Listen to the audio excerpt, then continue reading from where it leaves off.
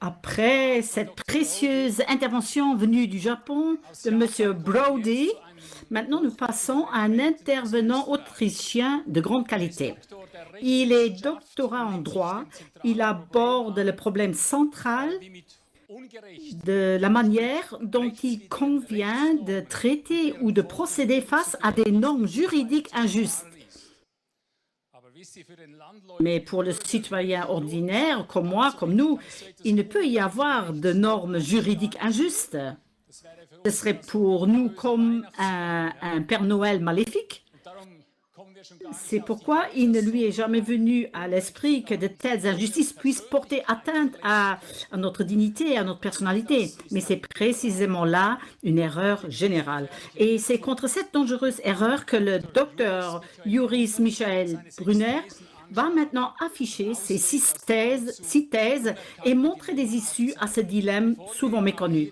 Mais avant de l'accueillir ici dans le stade, voici sa biographie.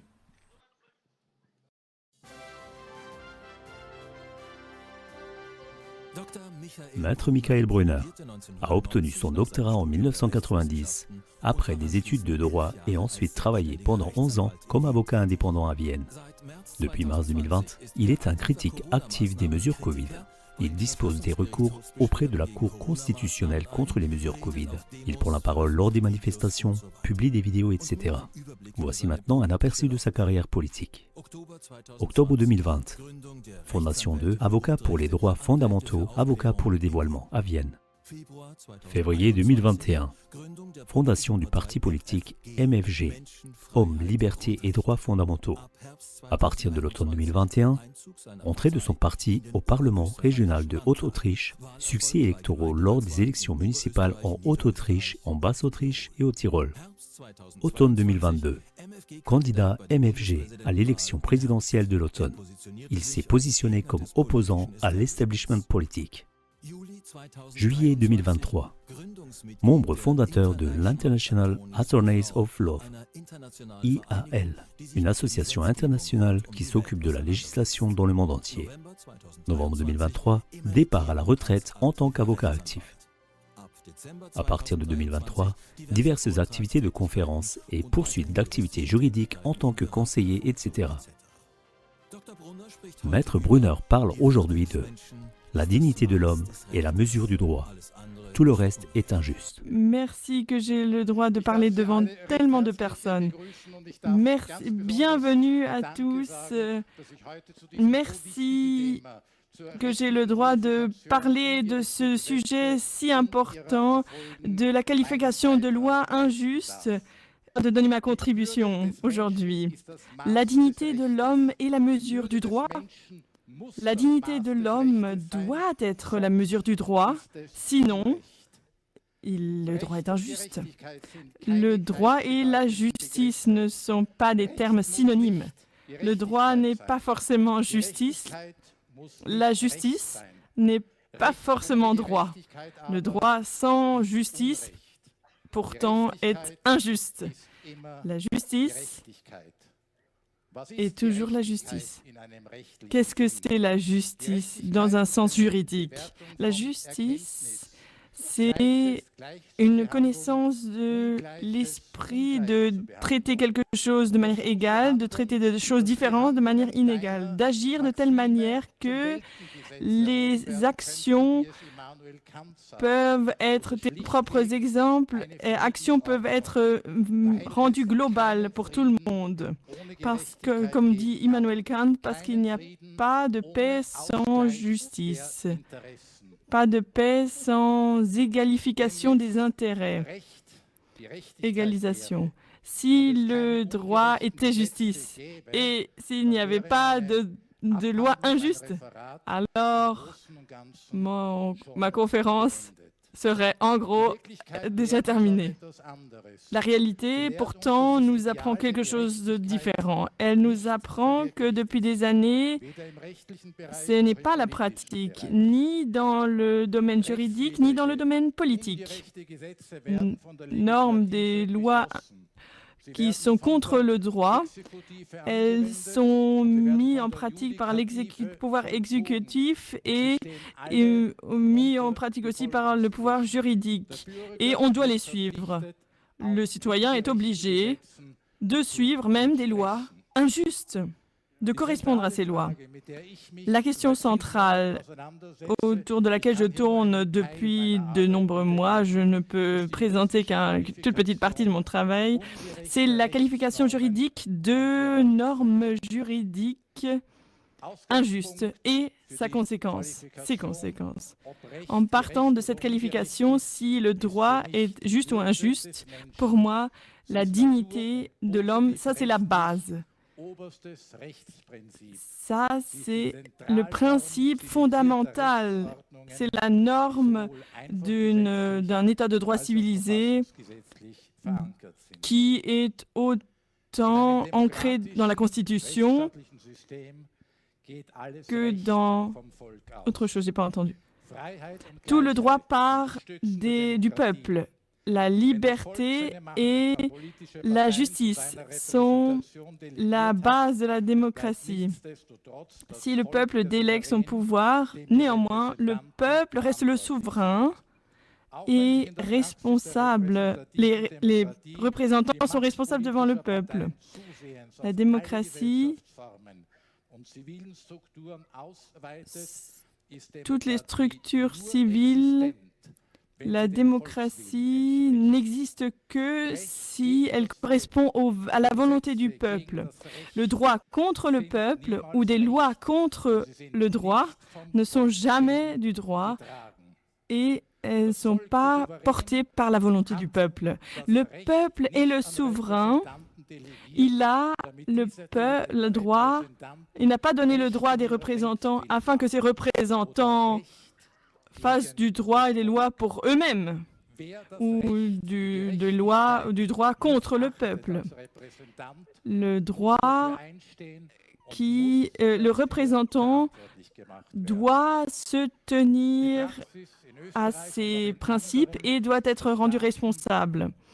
La pratique des États selon la Cour internationale de justice dit que même des lois anticonstitutionnelles doivent être suivies jusqu'à ce qu'elles soient neutralisées, jusqu'à 18 mois plus tard. Ça veut dire que l'injustice devient partie du droit et ça, je ne trouve ça pas du tout bien. Si la division des pouvoirs ne fonctionne plus, si les gouvernements, suite à leur majorité parlementaire, de fait, peuvent faire ce qu'elles veulent et ne sont pas sous le contrôle des parlements, quand des gouvernements mettent en place des juges de manière politique, des organisations proches de l'État et des institutions sont oligarchisées, alors si la liberté de l'opinion de la science est censurée, quand des personnes qui pensent différemment sont diffamées, même poursuivies, si les médias la diversité des médias est détruite, alors nous sommes loin de tout état de droit. Au plus tard, avec la publication des documents de l'Institut Robert Koch, l'agence de santé allemande, a montré que les mesures prises pendant le Covid n'ont jamais été basées sur des évidences scientifiques. Ça a été fait par des mesures politiques. La crise Covid 2020 jusqu'à l'année 2023 était au niveau mondial le plus grand scandale médical et juridique depuis 1945.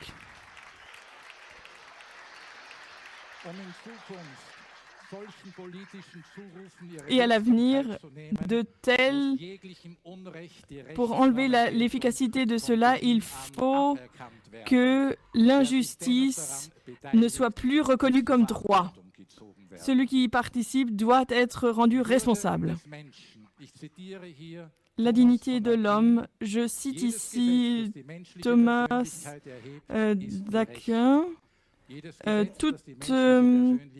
Toute loi qui élève la personnalité humaine est juste, et toute loi qui l'abaisse est injuste. Il y avait une norme dans un livre central à l'époque qui statuait que chaque humain a des droits fondamentaux innés et doit être vu comme une personne. Ainsi, le droit fondamental de la personnalité est postulé cette norme centrale. Les droits sont donnés à l'homme, donc, et ils ne sont pas acquis ou donnés, et sûrement pas par les États ou des représentants. Ces droits ne doivent pas être acquis. Ils sont là parce que nous sommes des hommes. Et le Grundgesetz allemand, la loi fondamentale allemande, dit que la dignité humaine est là comme un principe de base éthique et est au-delà de toute forme étatique. Les droits qui suivent sont obligatoires pour les 3 pouvoirs de l'État. Et j'aimerais compléter que c'est aussi valable pour les médias. Le Gesetz dit que c'est pour toujours. Ces droits fondamentaux qui ne sont inviolables, la dignité inviolable, ne peut pas être transformée par une transformation de la Constitution. Changement de la Constitution, c'est pour toujours. La dignité humaine, c'est le principe de base et c'est plus important que chaque structure d'État, car chaque vie humaine a la même valeur et a le droit d'une existence libre. L'humain, en tant que but en lui-même, qui ne peut jamais être un moyen pour autre chose. C'est Immanuel Kant qui dit cela. D'après la jurisprudence de la Cour de justice allemande, la dignité humaine veut dire que, et du principe constitutionnel de l'ordre juridique, dit que la dignité humaine, c'est non, on ne peut pas l'enlever, on peut pas. Et pareil pour la Suisse, c'est écrit aussi dans la Constitution, la dignité humaine est à protéger et on doit y faire attention. En 1948, tous les hommes sont libres et nés avec ces droits fondamentaux. Ils doivent dans l'esprit de fraternité, se rencontrer l'un l'autre. Déclaration des États-Unis, 1776, tous les hommes sont égaux. Ils ont des droits fondamentaux, le droit à la vie, la liberté et chercher le bonheur. Faire attention à cette dignité, c'est le fondement de l'état de droit et de la démocratie, dans plein d'États, comme on le voit. Et on ne peut pas l'enlever. C'est le fondement, la ligne rouge qui ne doit jamais être dépassée. Celui qui viole la dignité humaine, viole l'état de droit, l'égalité de droit, où il n'y peut pas y avoir d'égalité, pas de droit. Aucun État qui ne devient pas une bande de bandits. Si tu enlèves le droit, qu'est-ce que c'est qu'autre comme État qu'un grand club de bandits? Si on enlève le droit à l'État, il ne reste qu'un groupe de bandits finalement. En partant du principe de base de la norme matérielle de base, la dignité de l'homme, je passe maintenant a 6 thèses, mais une petite citation encore de Martin Luther King. Je suis le premier à plaider pour le respect des lois justes. On n'a pas seulement la responsabilité juridique, mais aussi morale de suivre les lois justes. À l'inverse, l'homme a la responsabilité morale de ne pas respecter les lois injustes. Je suis d'accord avec saint Auguste qu'une loi injuste n'est pas une loi. Lex injusta non est lex, la loi injuste n'est pas une loi. Première thèse, la norme fondamentale de l'ordre du droit, de laquelle part tout le droit, c'est la dignité de l'homme en tant que droit originel de la personne. Elle n'est pas ni une hypothèse ni une fiction. Deuxième thèse, le droit ayant le rang le plus élevé est la dignité de l'homme en tant que droit originel de la personne. Ce sont ces droits fondamentaux et droits à la liberté que l'on possède dès la naissance. Ces droits sont les principes de base de l'ordre juridique. Les normes juridiques qui violent la dignité, ces droits conférés dès la naissance, sont absolument nuls, invalides, et n'ont pas le statut de normes juridiques. Je suis donc de cet avis. Cet enseignement, c'est le dogme de la nullité. Quatrième thèse. Les normes juridiques qui violent les droits fondamentaux et les droits à la liberté sont nuls, invalides, et n'ont pas le statut de normes juridiques.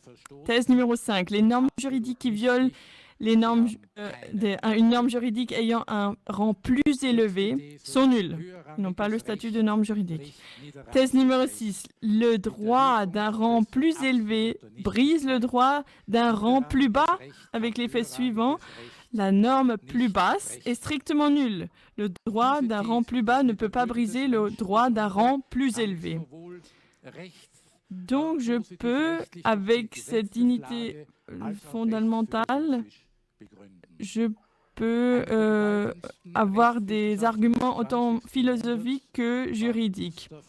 Un des juristes et politiciens du 19e siècle, c'était Gustav Radbruch, qui a vécu dans la Weimarer République, la République de Weimar. Il dit, je cite, « On peut fonder sur le pouvoir une obligation, mais jamais un devoir et une validité. » Il tire la ligne entre le droit qui pourrait être autrement façonné, qui n'est pas correct, et le droit injuste, qui a atteint une certaine mesure d'injustice. Il explique que cela dans sa formule de Radbruch, je cite, « Là où il n'y a même pas quête, là,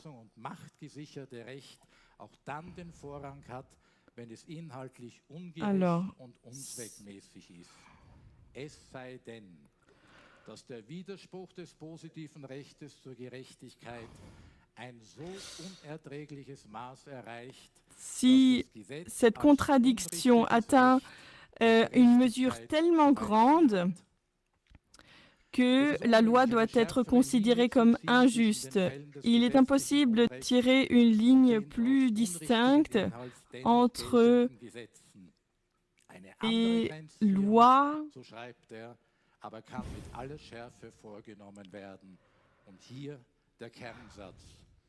et maintenant, maintenant vient la phrase fondamentale. Là où il n'y a même pas quête de la justice, où l'égalité, qui est le noyau de la justice, là où l'égalité est bafouée de manière consciente lors de la création de lois par l'homme, cette loi n'est pas seulement du droit incorrect, il lui manque la nature juridique de manière générale, car on ne peut définir le droit autrement que comme un ordre et statut qui a pour but, dans son sens, de servir la justice.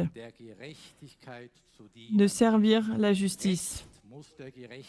Le droit doit servir la justice, sinon il est injuste.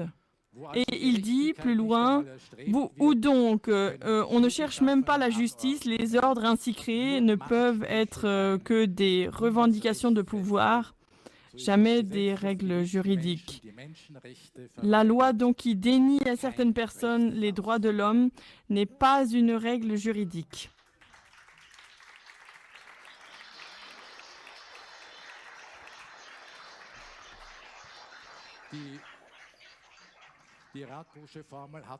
Cette formule de Radbruch est entrée dans la jurisprudence de la Cour constitutionnelle allemande, surtout dans les procès de Mauerschütz, après la tombée du mur allemand, où quelqu'un a ordonné à tirer si quelqu'un quittait l'ARD.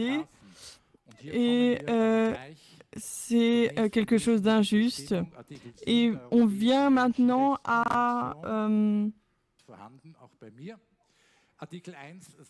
Article 1 dit que pour chaque punition d'un délit, il doit y avoir une loi et il ne peut pas y avoir de mesures plus dures que ce qui était écrit dans la loi au moment du délit. Et il y a dans le paragraphe 2, il y a écrit qu'il y a une exception. Donc, le présent article ne portera pas atteinte au jugement et à la punition d'une personne coupable d'une action ou d'une omission qui, au moment où elle a été commise, était criminelle d'après les principes généraux de droit reconnus par les nations civilisées. La Cour de justice internationale à La Hague dit dans l'article 38 les principes généraux de droit reconnus par les nations civilisées. Les principes généraux qui sont au-delà du droit sont entrés dans le droit créé par l'homme et sont donc obligatoires. Tout de même, l'Union européenne, il y a des normes générales qui font partie du droit premier de l'Union européenne, en particulier l'égard face aux dans une mesure adaptée. Pour comprendre donc la construction en escalier de l'ordre juridique dit que le droit d'un rang plus bas doit être en accord avec la norme plus haute, sinon elle est contre le droit. Nous avons en Autriche réglé ça comme ça, mais ça vaut aussi pour d'autres ordres juridiques, aussi pour des États dans l'Union européenne. Le premier niveau, le niveau le plus haut, ce sont les principes fondamentaux de la Constitution fédérale, qui sont les principes démocratiques, républicains, libéraux, fédéraux et de l'État de droit. Le deuxième niveau, c'est le droit primaire de l'Union européenne, les traités de l'Union européenne, la charte de l'Union européenne en tant que droit primaire. Le troisième niveau, c'est le droit secondaire de l'Union européenne qui contient le droit créé par les organes de l'UE, en particulier les règlements et les directives. Le quatrième niveau, c'est le droit constitutionnel fédéral et le droit constitutionnel des Länder en autrichien, enfin des Autrichiens. Et ce sont aussi toutes les lois du Conseil national et des parlements au niveau constitutionnel qui ne sont pas des principes de base de la Constitution fédérale. Le cinquième niveau, les lois fédérales et les lois des Länder qui sont qualifiées de lois simples, contrairement aux lois constitutionnelles. Et le sixième niveau, les règlements qui sont des dispositions juridiques d'autorité administrative. Et le septième niveau, les jugements, décisions, avis qui sont créés par les autorités administratives. D'après l'enseignement de la dogme de la nullité, cela veut dire que on n'a pas besoin de suivre une loi qui est en désaccord avec une loi plus haute.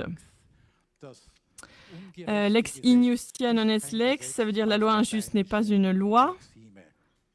C'est une maxime latine. Le dogme de nullité dit que la loi qui viole une loi de rang plus élevé est nulle. Et c'est systématique et définitif, contrairement...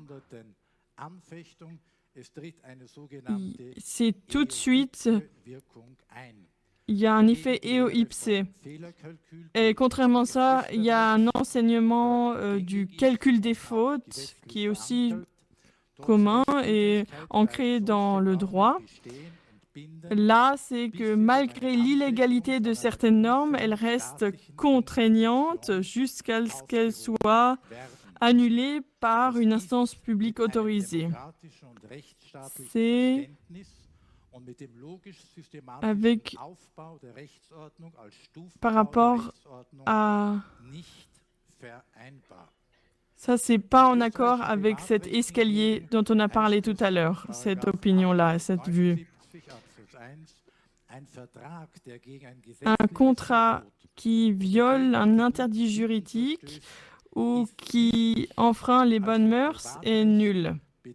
Donc, dans le droit privé, il n'y a pas besoin d'attaquer quelque chose qui est nul, mais dans le droit public, oui. Et la Cour constitutionnelle en Autriche a même la possibilité de rendre ce droit nul jusqu'à 18 mois plus tard, de la laisser en pratique, ce qui n'est pas du tout en accord avec les principes d'état de droit, mais qui est uniquement un enseignement où il faut vraiment être critique. Il faut se poser les questions si c'est vraiment bien de cet enseignement du calcul des fautes. La légitime défense qui est évoquée par M. Bertolt Brecht, par exemple, je cite, « Quand l'injustice devient justice, la résistance devient un devoir, une obligation. » Et le Code pénal autrichien dit dans le paragraphe 3, alors, citation, « N'agit pas de manière illégale celui qui se sert de la défense nécessaire pour repousser une attaque illégale, présente ou imminente contre sa vie, sa santé, son intégrité physique, son intégrité sexuelle et son autodétermination, sa liberté ou ses biens ou ceux d'une autre personne. »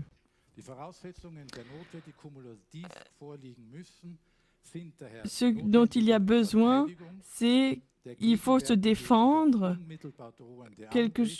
une attaque imminente et cette attaque doit être illégale et l'attaque sur les biens qu'on possède, santé également, ce genre de choses. Donc, il est justifié quand un État, par exemple, agit de manière injuste. C'est pas contre le droit. Si c'est l'État qui attaque la personne, si mon avis, c'est par rapport à la de la nullité et qu'il y a cette hiérarchie des normes, que de telles normes sont illégales, nulles, alors l'attaque d'un État qui nous attaque, c'est injuste et illégal, et donc ce serait acceptable d'avoir cette légitime défense. Donc il est de l'avis que la légitime défense est autorisée si c'est l'État qui nous attaque. Un autre droit qu'on a pour se défendre soi-même, c'est l'état d'urgence. J'aimerais introduire ça avec une citation de Ludwig von Mises. « Il n'y a pas de plus grand danger pour la civilisation qu'un gouvernement formé de gens incompétents, corrompus ou vils. »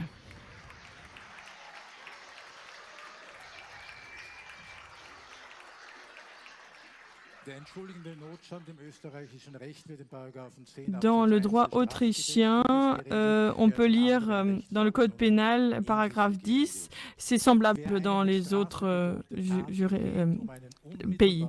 Donc je cite, « Celui qui commet un acte punissable afin d'éviter un préjudice important et imminent à lui-même ou à autrui est excusé si le préjudice résultant de l'acte n'est pas disproportionnellement plus grave que le préjudice qu'il vise à éviter et si dans la situation de l'auteur, on ne pouvait attendre autre chose d'une personne attachée aux valeurs légalement protégées, qu'elle se comporte autrement. » Donc il faut qu'il y ait cette proportionnalité. Il y a aussi l'état d'urgence où c'est pas illégal si on veut garder un bien qui est plus haut que ce qui a été cassé à travers cette défense. En Allemagne,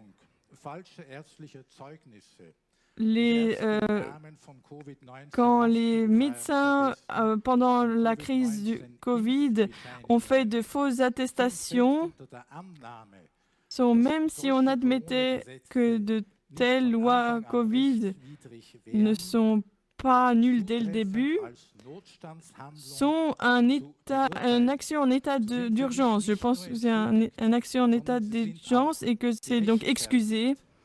C'est justifié même, je pense, parce que la santé des humains et la vie sont plus hauts que le droit de faire de fausses attestations. La tâche primaire d'un médecin, c'est primum non nocere. D'abord, pas faire de dommages. C'est comme d'être avec précaution et finalement de guérir. Donc, en premier lieu,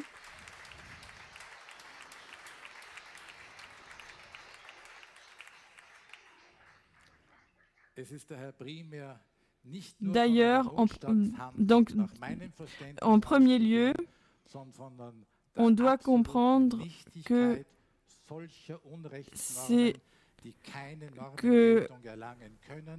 oui, donc la base de tout ça, c'est que de telles normes sont nulles et mon avis, c'est que les cours de justice ne devraient pas utiliser de nos jours au détriment des médecins qui sont concernés. Je suis de l'avis que ça ne devrait pas être utilisé, ces normes nulles. Au début, j'ai dit que celui qui agit de manière illégale, qui utilise celui qui utilise des lois nulles et agit de manière illégale. Qu'est-ce que ça veut dire pour son imputabilité, sa responsabilité? Hannah Arendt dit « Personne n'a le droit d'utiliser son obéissance comme prétexte pour la justification de ses actes. Obéir n'est pas une justification pour agir. Nous sommes autodéterminés, c'est la dignité de l'homme qui nous l'ordonne. »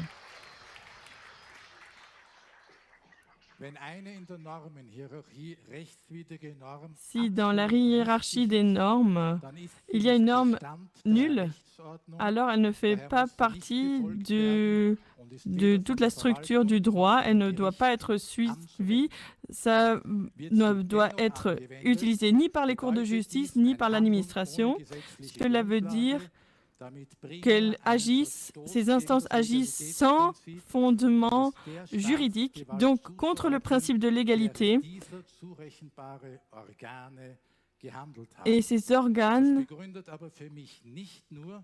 cela veut dire que l'État est responsable, la responsabilité des organes selon leur capacité à percer à jour cela, en particulier les organes les plus hauts de l'administration, les gouvernements et les instances législatives, ce qui, pour un citoyen, semble être une norme,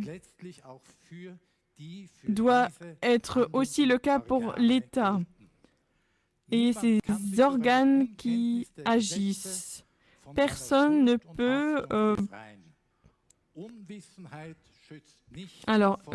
article 9 du Code pénal autrichien. Celui qui ne se rend pas compte du caractère illicite de l'acte en raison d'une erreur de droit n'agit pas de manière fautive.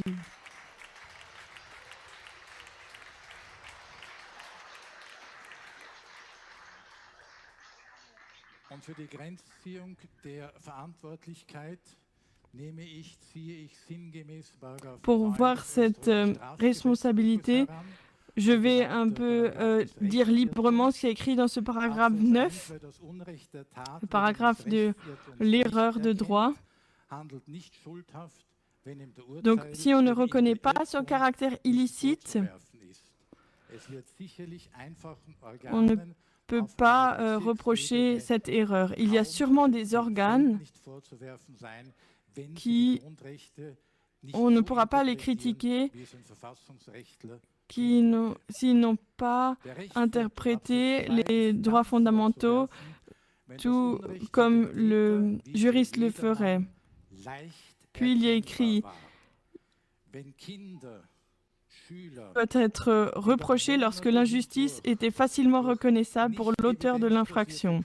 Si des écoliers sont obligés de porter des masques en classe, si ces enfants et écoliers doivent même pendant le sport porter ces masques, ce qui est nocif pour la santé et qui est tout à fait contre le bien-être de l'enfant, alors pour moi, l'injustice est facilement reconnaissable.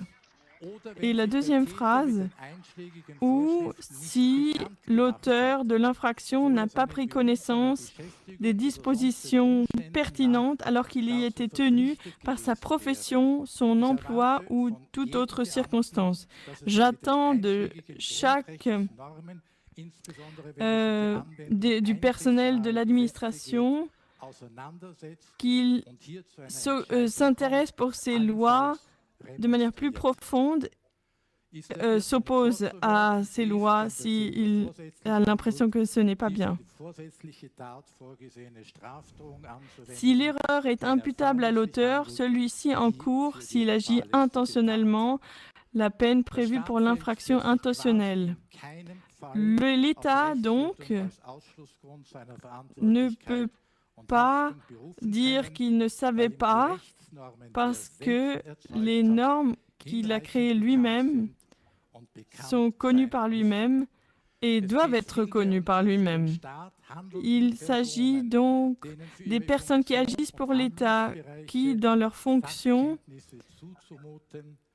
où on pourrait admettre qu'elles ont des connaissances et qu'on pourrait donc attendre d'elles qu'elles agissent en correspondance.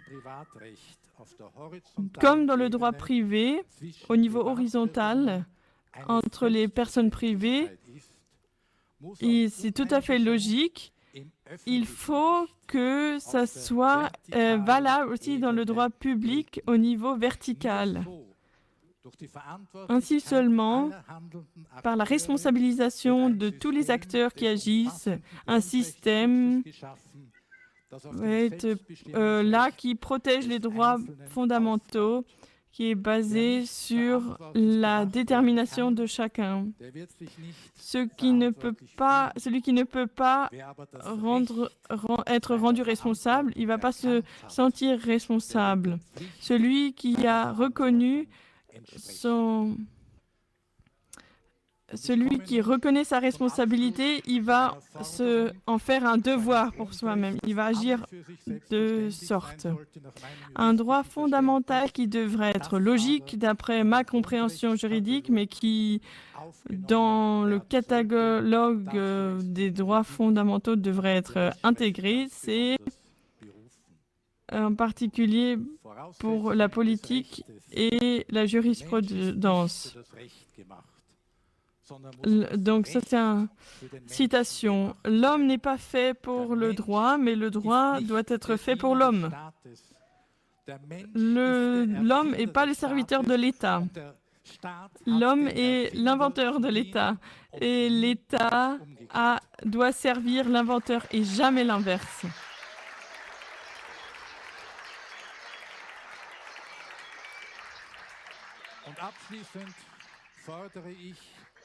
Et pour terminer, j'exige qu'un ancien fondement soit une nouvelle formulation.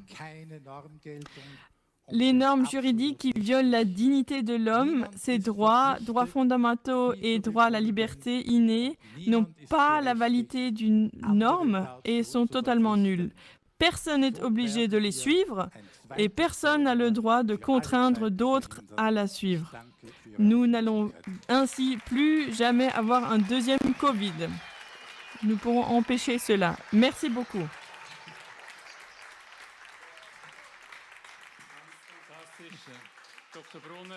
Dr. Brunner, merci au nom de tous. J'admire. C'est la meilleure solution qu'on peut envisager. Vous êtes nos pères et nous sommes comme les enfants. Vous connaissez le droit, vous nous l'avez transmis, on l'a compris et on vous souhaite continuer dans ce combat. Le peuple est le souverain, exactement. Et le gouvernement n'est pas celui qui est au-dessus de moi, mais c'est celui qui se sert de mes services, qui prend mes services.